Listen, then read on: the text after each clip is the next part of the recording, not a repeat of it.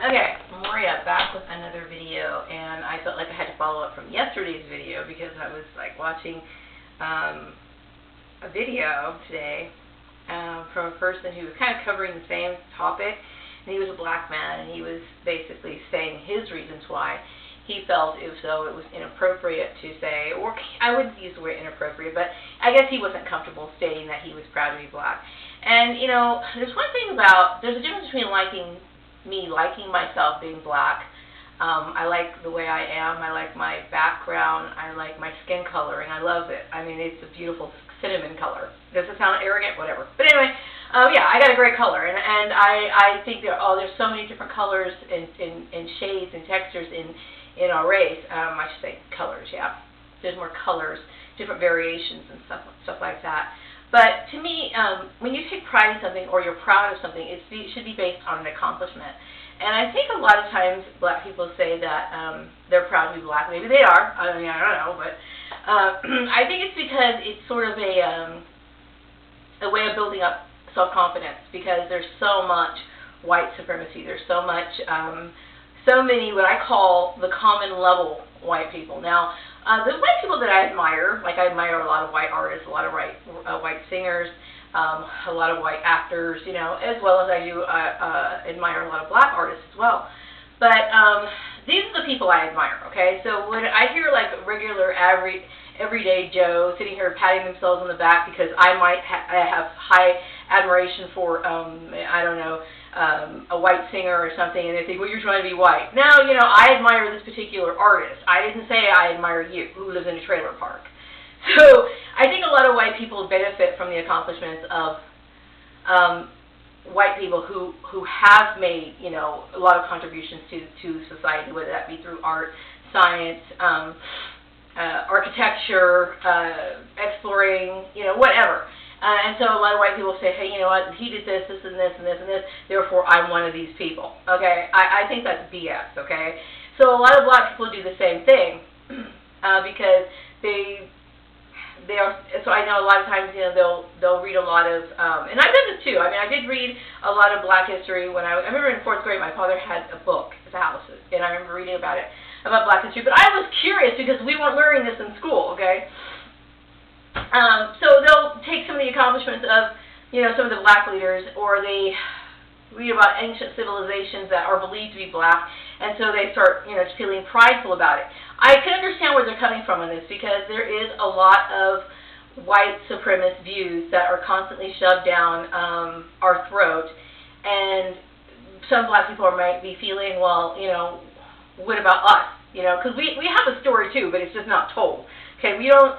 If you want to read about black history, you're probably going to have to go to the library, or you're going to have to take the course in college, okay? It's not something that we're indoctrinated with in the school system, okay? So because of this, it's not really widespread knowledge. It's kind of like when you go to a bookstore, like I was saying, if you go into a bookstore and most of the reading material is going to be Christian, if you're in the religious section, there's a certain dominant group that tends to have more information or whatever. So the same thing with white people, since white people founded this country, so on and so forth. Okay, I think I explained that. Okay, maybe, whatever. But anyway, so a lot of black people feel like maybe insecure because they're sitting here being bombarded with this, okay?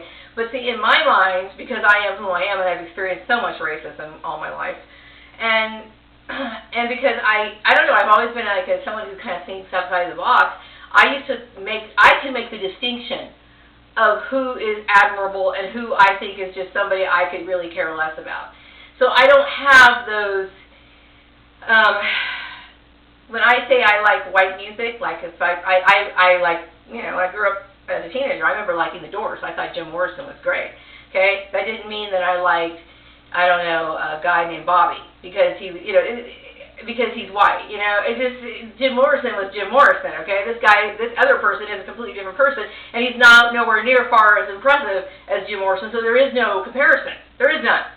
Okay, so it has nothing to do with his race. It has something to do with his style, his you know, the way he expresses himself.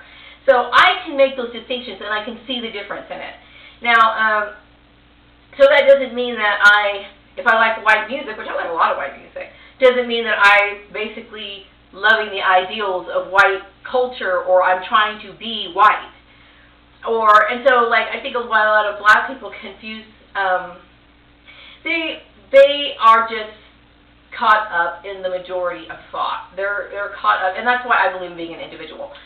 For myself, okay? I'm not saying that all black people have to think about individualism, but I'm just saying for myself, I'm an individualist. In my path, the way I live my life, I choose to be an individual. I am black, okay? And it's not that I am impressed with a lot of the black achievements and accomplishments. There's a lot of black people that I admire, and I do think it's worth looking into them, especially if you're a black person, because I'm going to tell you what, if you can become successful in this country, and I'm proving it right now, if you can be successful in this country, and you have your name on TV, and you can be recognized for your skills and your contribution, you're damn lucky. So it's a good idea to, study the people who actually made it, who became successful, and I'm more like not looking at them like I'm supposed to try to take credit for their accomplishments, or I'm supposed to align myself with them so that I can feel prideful, because that's their accomplishment. I have no right to it. That's how I look at it. Okay? But it's good to know or understand how they did it. Who do they have to go to? What did they do to become successful? Because I'm going to tell you what, it's hard. It's very hard. So when I think of people who take credit for the things that white people contribute, it's funny how that works, because there's a lot of good black people, but we're constantly having to take the heat for all the bad things that a certain group of us do, okay? And so it's funny how white people like to take all the accomplishments and try to take credit for that and feel prideful about that, but they never want to take the shame, okay? And so that's how I look at it, and even since I was a child, that's why I was so different. I always knew, or I believed, okay? I always believed that you have to be your own person. You can't take pride for anything that somebody else does. It's good to learn from it, and yeah, it is good to know that there were ancient civilizations that black people were a part of, ancient civilizations that were advanced, okay? That's an interesting thing to know. But still, I mean, I'm not Egyptian, okay? I'm Maria. I'm here in this planet, on this continent, right here. Okay, what am I going to do with my life? And that's just something I choose to gear away from. I don't want to be a part of that. And I think this other particular man was feeling something similar. He was expressing it. So I think a lot of people do get offended by saying that if you're not proud, that means you're ashamed. No, it doesn't. No, it doesn't. It just simply is, okay? It just is. I have to take it, if I could be proud of my accomplishments, things that I actually did that was impressive and got praise, and I was, whatever, acknowledgement for that, then that's what I'm going to be proud about, But to be proud of a state that I had no control over, it's herd mentality, and that's one thing in my life. It's my life path or my journey not to be wrapped up in those things. And I'm a very spiritual person, and that's my calling in life, okay? I understand that I'm a very different person. I'm grateful for that, okay? I'm not saying my way is superior. I'm saying this is comfortable for me. Okay, I'm already 45 years old. I love saying that, I'm 45 years old, because that's one thing this black woman is proud to say. I am 45 years old, okay? And I don't have to tell people my age, because they probably already know it, because I can't stop talking about it. This woman is 45 years old and looks damn good, okay? So I am proud of that, and whatever. I am. I like that. I'm very happy to that. I'm happy about that, and I know it couldn't have happened had I been any other race, okay? Because, they always say black don't crack, and it really doesn't. But anyway, I'm an individual person, and I tend to look at things differently than other people. I always have, always will. And I'm very confident in my views. I'm confident. I like the way that I see the world. Sadly, the world sucks. They're all evil. Look at the collective. Need I say more? I don't really need to go into it. But, look at how the average person is really ready and willing to kill somebody, just so they can say, hey, you know what? I don't want you to have a job, an office job, okay? It's ridiculous. But, yeah, people are very, very evil. But I do like the fact that I'm realistic about it.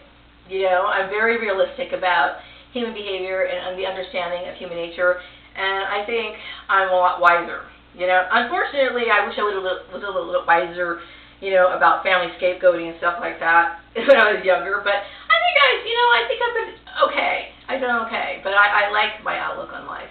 And as soon as like the rest of the world like follows through on like learning about tolerance, which they love to talk about, you know, they love talking about how tolerant they are and blah blah blah, but they're not. They're not really.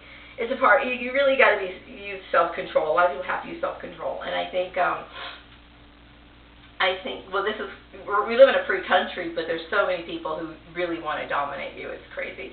Anyway, that's another video. But I just want to follow up on that issue about being the prideful feeling that people have towards their race. I did have a comment about that, and I really appreciate her making that comment. Yes, I understand where you're coming from, but that's my take on it. That's my take on racial pride, period. You know what I mean? Some people do enjoy their cultures. You know, I think a lot of people in this country, like black people, really don't have a defined culture.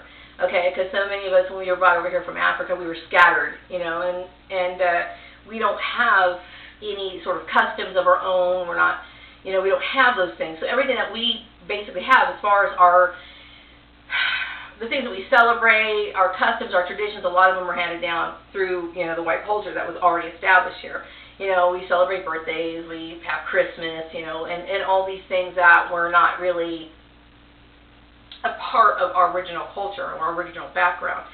So, you know, for people who have preserved their culture, I would say that that's commendable because, you know, it's kind of hard to do that, especially in America. But anyway, I'm going to be rambling on about this video, so I'm just going to get off.